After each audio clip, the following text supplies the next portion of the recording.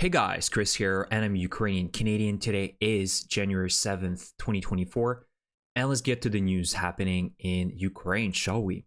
First of all, let's go to Russia, and why we're going there is because Moscow is currently undergoing a massive crisis with frozen pipes and a utility service failure. And so, as this article mentions, as the Kremlin continues to pour billions of dollars into the war against Ukraine, there is a very bad situation developing in the Russian city of Podolsk, which isn't too far away from Moscow, which is home to nearly 60,000 people, and it has been without power and heat for many days now, for more than 2 days. So efforts to fix a rupture in a heating main located near the cartridge plant has been unsuccessful. And so the breakdown occurred when severe frosts hit the Moscow region, with temperatures plunging to minus 25 and below. And so the people that have been affected are being given blankets and the field kitchen serving free hot porridge and tea. And essentially, the main theme of this article is the fact that the Russians in Moscow, which is, or the Moscow region, the most important, metropolitan area for the Kremlin, is currently undergoing a massive failure of its infrastructure. And so the question is, they have the money for a foreign war, pouring billions of dollars into, invading and attacking Ukraine, but the Russian people don't question the lack of funding for basic infrastructure maintenance. And that's the Ruski Mir for you. And it's kind of funny because I think most of you guys will remember last year, the Russians did a massive campaign back in September till winter of 2022, basically making fun of Europe and how they're going to freeze to death because Russia is going to turn off the tap of gas and fossil fuels to Europe. And so it's kind of like they appear to have gotten the short end of the stick now. So it's kind of a pleasant karma against the Russians, but I don't know if that's going to be a very recurrent situation, but I think it's still obviously pleasant to hear news like that, because the Russians also, hopefully some of them will understand that, why aren't the authorities doing more to, repair infrastructure and help us out, and pour some of that budget back into, these types of issues? They're all being spent towards the military. Well, why? And so maybe some of them are going to question this, but I have very little faith in this. And there's also been videos now recently in the Moscow region where people are actually making fires outside of their buildings because it's too cold to stay inside. So the pipes have frozen. The heating elements also have broken down completely. So now the Russians have no option but to go back to the Stone Ages and make fires outside. So that's the situation, and it kind of feels good as well, because that's what the Russians wanted to see happen in Ukraine last year and this winter as well. And seeing this happen in the capital is, of course, even more satisfactory, in my opinion, satisfying. Now, on less of a good note, now this is just rumors, and so I'm not 100% sure if this hasn't been confirmed by Denmark, according to Yuri Ignat, which is the spokesman for the Ukraine Air Force. But there's been an article that came out yesterday from a Danish newspaper called Berlingske, and they mentioned that the F-16s that were supposed to be given by Denmark at the beginning of this year, apparently there will be delays, and Ukraine will only receive them in April. So 4 months later, if not even longer than that. And so apparently Yuri Ignat is saying that there is no official reports from Denmark, so they're kind of not commenting about it. But essentially, it is a possibility that Denmark could withhold this for a few more months, which is a little bit concerning because, Ukraine has been preparing to receive these jet fighters, these very prized jet fighters, for the last few months, destroying air defense systems in occupied territories and even in Russia. Today, there was a video that came out of the Ukrainians striking 2 Panzer air defense systems in Belgorod in Russia. So Ukraine is really laying down, the important, I guess, variables for them to be safely operating these F-16s. And so seeing them being, if it's going to happen now, I don't know if it's confirmed or not. It seems to be just rumors for now, but based on the track record of the West, not providing weaponry on time, this is very possible. So I'm just alerting you guys that, again, it's possible that this could be pushed back. So if this is indeed true, this will only allow Russia to fortify its positions again, bring more defense systems. And again, having an air force is really a game changer for Ukraine, because it's like having an artillery on steroids.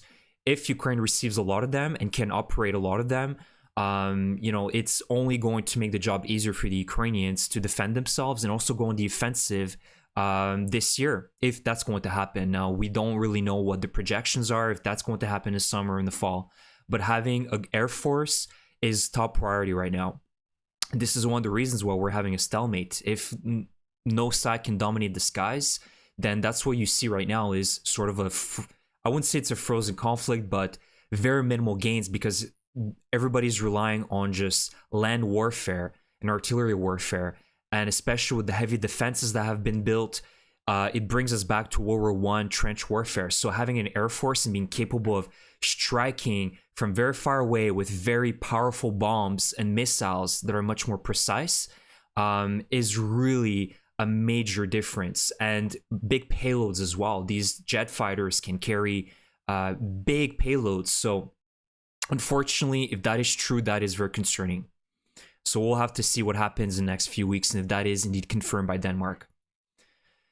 Another kind of frustrating news is this is from the Wall Street Journal, and now they indicate the difference of the artillery shells being used by Ukraine during the summer of last year, and currently what Ukraine is currently using per day. And you can see that there's a vast difference. So back in the summer, Ukraine more or less had actually an advantage over Russia in terms of artillery, ammunition, other types of ammunition. That's why they were able to go on the offensive. Now, the offensive was difficult. There were challenges, but Ukraine had the momentum. But guess what happened? In the last few months, since the Israel-Hamas conflict began, there was a bunch of news articles and reports saying that Ukraine has failed in their counteroffensive, and the United States, kind of withdrawing more and more of their support to Ukraine. Now you see how that changed drastically just in a few months. In less than half a year now, Ukraine is pretty much the ratio of Russian ammunition to Ukrainian ammunition being used per day is 5-1 advantage for Russia. So now there's no parity. Ukraine is probably saving up ammunition as well for very critical missions or situations where it needs to be defending itself. And that's why we're seeing Russia right now on having the momentum throughout the east of Ukraine and the south, right? Pushing Robotyne, pushing even in the Donetsk area, in Bakhmut, in Kupiansk, because Russia's been able to continue manufacturing ammunition because it doesn't have to worry about Ukraine striking their factories with Western weapons. And also the fact that Ukraine has been receiving very likely less ammunition from the West, especially the United States. Now, I've repeated myself so many times that it feels like now it's by design. The biggest issue, in my opinion, of course, lies in the United States. They are the biggest producers of weapons. They have the biggest defense sector. And, Ukraine's successes falls very much in line with how much the United States is. The United States is helping Ukraine. So now, as we've seen in the last few months, the United States has had a lot of issues with procuring Ukraine the necessary funding and weapons. And this is what happens. Russia goes back and gets back in its momentum. And I really think that for this year, the U.S. elections will be this current U.S. election for this year will be one of the most important ones, I think, in a very, very long time, perhaps even in the history of the United States. In the last 100 years, because this will impact the course that the United States will be taking for the next few decades at the very least.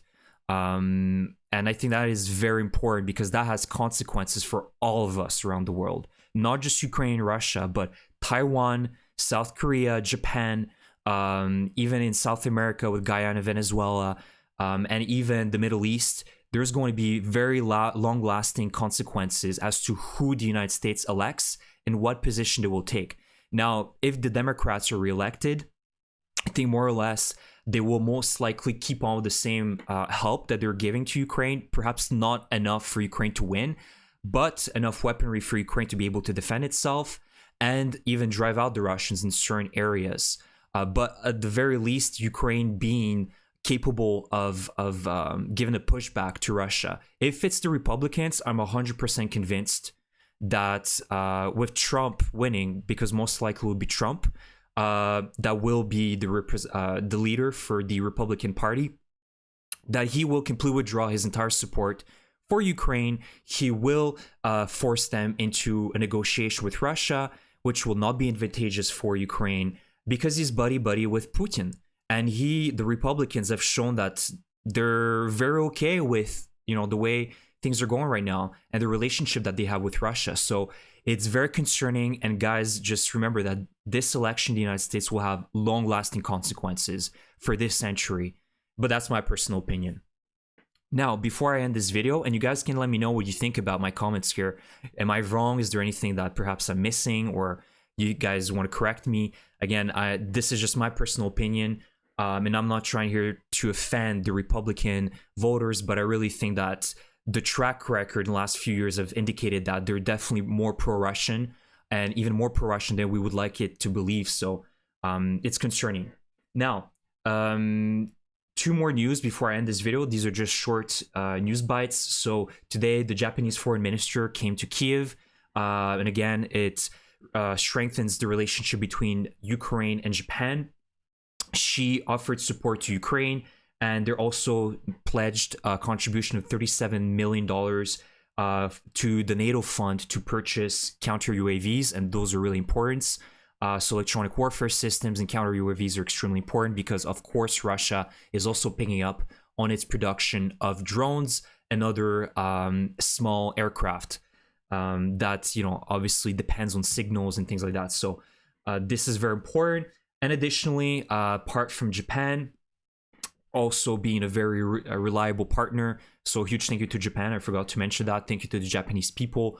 I think that they have been a very strong player in South Korea as well, in Asia, in terms of pledging and assisting Ukraine in this, war effort.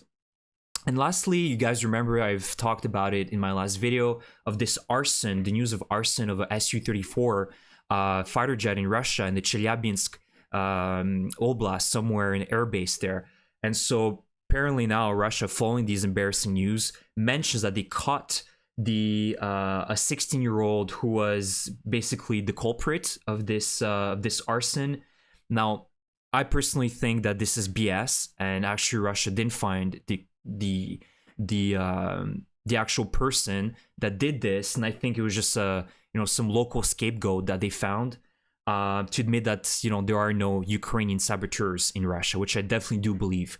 But it just, again, indicates to you guys, imagine if that was to happen in the United States, a 16-year-old or whoever, a local that just walks in the airbase and, torches an F-35. That would be unthinkable. Never would it happen. But in Russia, such things can happen, that they were just leaving Su-34s, a modern jet fighter bomber that is, millions of dollars worth, just being parked outside with no security whatsoever. It's really an indication of how poorly built the Russian army is. However, the human resources and just the size of the Russian army is very large. And so that is why it's extremely difficult for Ukraine to match that. But these are the two small news I want to share with you guys for today. Again, let me know what you think about any of the topics I covered today in the comment section. Thank you so much for your support, and I will see you guys in the next one. Slava Ukraini!